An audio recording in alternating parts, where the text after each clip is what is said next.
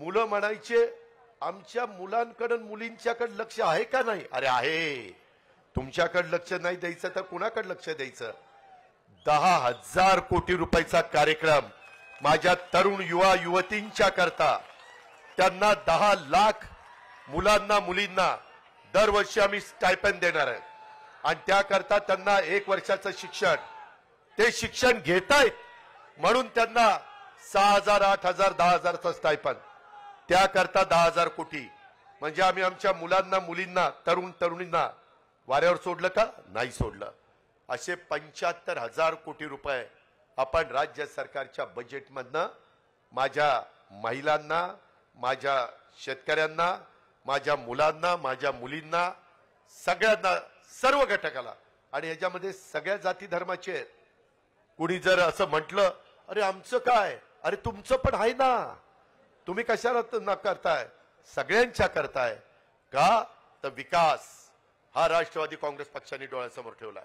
का? तर गरिबी कमी करायचा कार्यक्रम हा राष्ट्रवादी काँग्रेस पक्षाने ठेवलाय. म्हणून या सगळ्या योजना आणलेल्या आहेत.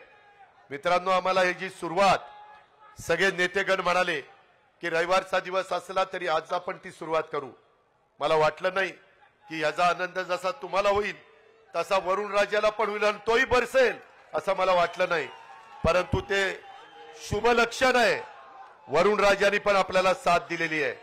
आता कार्यकर्त्यांनो, घोषणा देण्याच्या पेक्षा आपल्या आया बहिणींचा 2.5 लाखाच्या पेक्षा कमी उत्पन्न असणाऱ्यांचा अर्ज केलाय का? अधिकाऱ्यांच्या पर्यंत पोहोचलाय का? काही अजून अडचण असेल तर कुठल्याही राष्ट्रवादीच्या किंवा महायुतीच्या आमदारांना सांगा, कुठल्याही मंत्र्यांना आम्हाला सांगा, कुठल्याही आम्हा मुख्यमंत्री उपमुख्यमंत्र्यांना सांगा.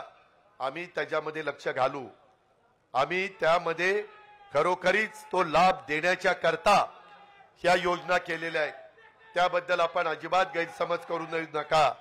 आरक्षणाच्या बाबतीमध्ये देखील आपण योग्य पद्धतीचा निर्णय घेतोय. त्याबद्दल पण कुठलीही शंका कुशंका मनामध्ये बाळगू नका.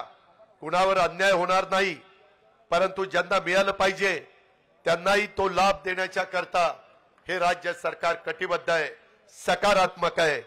ही पण बाब मला या सभेच्या निमित्तानं माझ्या महाराष्ट्राला सांगायची आहे, माझ्या तमाम कार्यकर्त्यांना सांगायची आहे. कार्यकर्त्यांनो, आज जनसन्मान रॅली निघालेली आहे. आता विधानसभेचं मतदान होईपर्यंत ही थांबणार नाही. आपल्याला सगळा महाराष्ट्र ढवळून काढायचा आहे. आपल्याला प्रत्येक जिल्हा ढवळून काढायचा आहे, प्रत्येक तालुका ढवळून काढायचा आहे. अनेक वेगवेगळ्या प्रकारच्या योजना ह्या आपण त्या बाबतीमध्ये करतोय. यंदा पाऊस काळ चांगला आहे. काही ठिकाणी आम्हाला दुबार पेरणी करावी लागते. त्याकरता देखील जे काही युरिया असेल, डीएपी असेल, जी खतं असतील ती खताच्या करता, बियाणं चांगलं देण्याच्या करता आपले कृषी मंत्री त्या ठिकाणी लक्ष देऊन आहेत. कृषी मंत्री केंद्रीय जे शिवराजजी चव्हाण, त्यांची आणि धनंजयची चांगली ओळख आहे, माझी त्यांची चांगली ओळख आहे. त्यांनी पण मला सांगितलंय, दादा आता तुम्ही काळजी करू नका. त्यांनी त्यांच्या स्वतःच्या मध्य प्रदेशमध्ये, स्वतः प्रफुल्लभाईंना माहिती आहे, त्यांच्या जवळच मध्य प्रदेश आहे गोंदियाच्या, त्यांना विचारा. कृषीचा कार्यक्रम ते मुख्यमंत्री शिवराजसिंग चव्हाण असताना एवढा चांगला राबवला गेला की करोनाच्या काळामध्ये कृषीचा दर तिथं सगळ्यात चांगला देशात नंबर 1 चा होता. म्हणून देशाचे पंतप्रधान नरेंद्र मोदींनी त्यांच्याकडे कृषी विभागाची जबाबदारी दिलेली आहे. ते म्हणाले आता शेतकऱ्यांनी काळजी करण्याचं कारण नाही. मला त्याच्यातले बारकावे माहिती आहेत, मला त्याच्यातल्या अडीअडचणी माहिती आहेत. मित्रांनो, भावनिक होऊ नका. इमोशनल होऊन प्रश्न सुटत नाही. प्रश्न सोडवण्याच्या करता रात्रंदिवस कष्ट करावे लागतात, काम करावं लागतं, विकासाचं ध्येय डोळ्यासमोर ठेवून पुढे जायचं असतं. बारामतीच्या परिसरामध्ये, पुणे जिल्ह्यामध्ये कसा विकास केलाय हे सांगायला काही कुणाला ज्योतिषाची गरज आहे असं मला वाटत नाही. मात्र तुम्ही एक गोष्ट लक्षात घ्या, ह्या सगळ्यांनी राष्ट्रवादी काँग्रेस पक्षाच्या राष्ट्रीय अध्यक्षपदाची जबाबदारी ही माझ्यावर त्या ठिकाणी सोपवलेली आहे. मला बारामती बघत बघत आपले 13 तालुके, आपलं पुणे आणि पिंपरी चिंचवड शहर, आपला महाराष्ट्र हा फिरायचा आहे. त्याच्यामुळे इथल्या माझ्या आया बहिणींनी, इथल्या माझ्या तरुण तरुणींनी, इथल्या माझ्या वडीलधाऱ्यांनी ती पण जबाबदारी चांगल्या पद्धतीनं पार पाडायची. हे कुणाच्या घरचं काम नाहीये, हे आपल्या सगळ्यांचं काम आहे. त्या कामामध्ये कुठं अजिबात कमी पडता कामा नये. आणि मी आपल्याला सगळ्यांना सांगेन की कुठल्याही परिस्थितीमध्ये जे डॉक्टर बाबासाहेब आंबेडकरांचे विचारधारा आपण पुढे घेऊन जात असताना त्यांच्या घटनेला आणि त्यांच्या संविधानाला जोपर्यंत आमच्या जीवात जीव आहे तोपर्यंत कुणी धक्का लावणार नाही. मी तर सगळ्या महाराष्ट्राला सांगितलंय, चंद्र आणि सूर्य जोपर्यंत आहेत तोपर्यंत संविधानाला कुणी धक्का लावू शकत नाही. तुम्ही विश्वास ठेवा, आम्ही शब्दाचे पक्के आहोत.